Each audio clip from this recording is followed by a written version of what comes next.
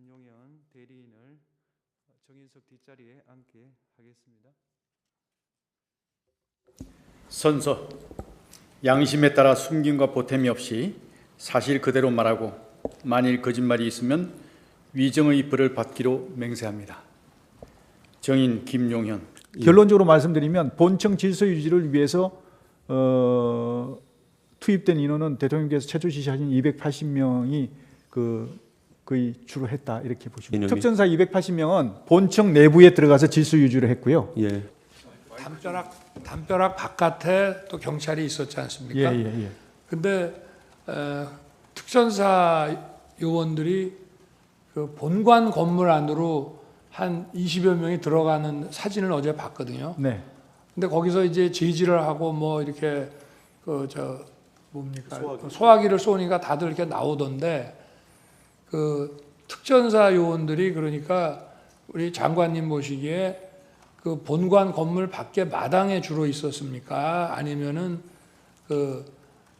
본관 건물 안으로 그 많은 인원이 다 들어가 있었습니까? 280명은 본관 안쪽에 하여튼 복도든 어디 이쪽 곳곳에 가 있었습니다. 장관님께서 구체적으로 병력의 위치 사항을 자세히 파악하시고 있는 건 없으신 거죠? 그렇습니다. 예. 그 포고령과 관련해서 아마 제 기억에는 12월 1일 또는 2일 밤에 네. 우리 장관께서 제 관저에 네. 그걸 가지고 오신 거로 기억이 됩니다. 네. 기억나시죠? 맞습니다. 예. 네.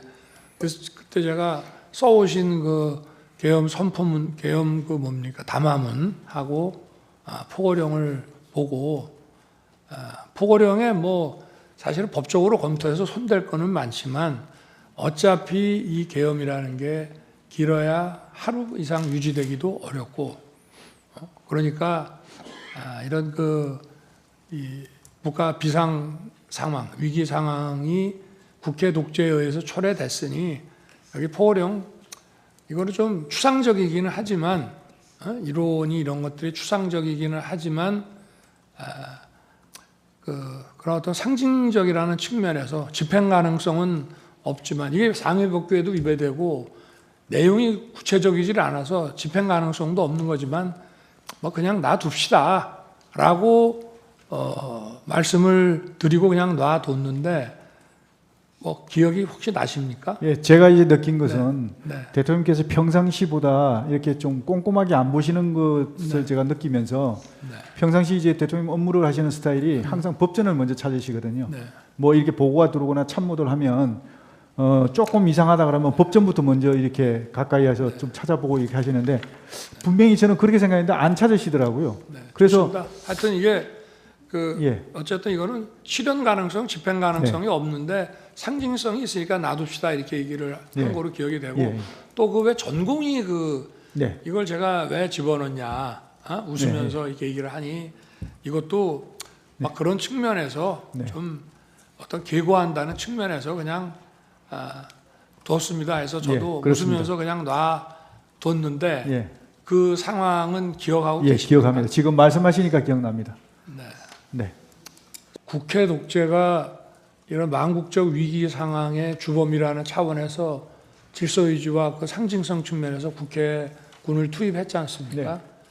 그렇기 때문에 그와 연관해서 민주당을 생각했던 것이고, 예, 그렇습니다. 그리고 여론조사 중앙 선관위를 스크린해보라고 했는데 거기에는 이 부정선거의 시스템 중에 한 축을 담당하는 게 여심위와 여론조사의 어떤 문제점 이런 것들도 같이 있기 때문에 맞습니다. 대표적인 거로 이거를 연관해서 골랐던 거죠. 예, 맞습니다. 근데 그 계엄 선포한 날 저녁에 그 얘기를 저한테 해서 제가 절대 하지 마라.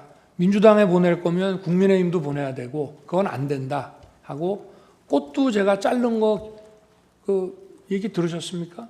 나중에 여론조사 꽃하고 여기 들여보내면 안 된다. 나중에 지시하신 것을 들었습니다.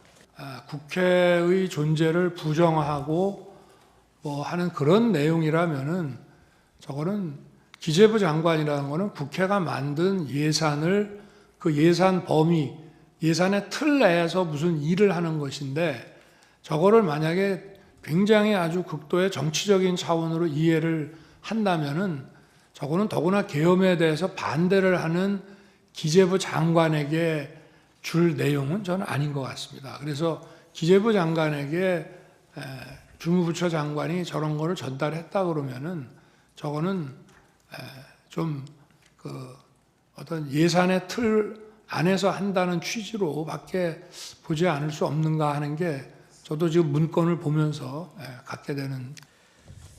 지금 비상입법기구 단어 때문에 굉장히 오해가 있는 것 같습니다. 이게 비상입법기구를 생각하셨을 때 이게 국회를 대신하는 입법기구를 생각하신 건 아니죠? 그럴 것 같으면 제가 기재부 장관에 주면 안 되고 총리한테 줘야 될 것 이게 같아요. 자꾸 과거에 국보위를 연상시켜서 국회를 해산시키고 국회를 대체하는 무슨 입법기구를 만드는 것처럼 오해를 하고 있는 것 같아서 물어봅니다. 그거는 제가 뭐 이렇게 쓸 때 잘못 실수를 한 것 같습니다. 뭐 계엄을 선포한 사람은 대통령인 저 자신이니까 아까 계엄 선포의 이유를 그 장관에게 이렇게 물어보셨는데요. 계엄 선포의 이유는 야당에 대한 경고가 아니고요. 주권자인 국민에게 호소해서 엄정한 감시와 비판을 해달라는 것이지 야당에 대한 경고는 아무리 해봐야 소용이 없습니다. 야당에 대한 경고가 먹힐 거면 이런 비상계엄을 할 필요가 없습니다. 주권자인 국민에 대해서 한 것이고요. 그리고 국보위라는 말씀을 자꾸 하시는데 국보위라고 하면은 이 상황에서 기재부 장관한테 얘기한다는 것 자체가 완전히 넌센스고 국보위를 하는 만약에 상황이라 그러면 이런 거 줄 필요 없습니다. 국보위에도 재경분과위원회라는 게 옛날에 있는 거로 알고 있는데 그런 데서 그냥 해버리면 되는 일이지 예산을 집행하는 기재부 장관에게 이거를 줄 이유는 저는 없다고 생각하고 만약에 그런 거라고 하면은 그거는 더 고도의 정치적인 문제이기 때문에 이거를 막지 않고 국회라는 이 시스템을 인정하는 한도 내에서 이걸 한 것이기 때문에 그렇게 한 것이고요. 뭐 일부 못 들어갔다라고 얘기를 합니다만은 그럴 수는 없습니다. 다 서울경찰청에서도 그 입구에서 전부 다 들여보냈고요. 군이 도착하기 전에 다 들여보냈고 어디 통제가 한다 하니까 먼저 들어가려고 담을 넘어가신 분은 계실지 모르지만 190명이나 빠른 시일 내에 시간 내에 들어와서 이 계엄 해제 논의를 해가지고 계엄 선포 계엄 효력 발생 시간이 11시인데 1시에 벌써 계엄 해제 요구 결의안이 통과됐다는 것은 그 사실 자체만으로 보더라도 이거를 통제하고 막지 않았다는 것을 의미합니다. 그렇게 말씀을 드리겠습니다. 네, 알겠고요.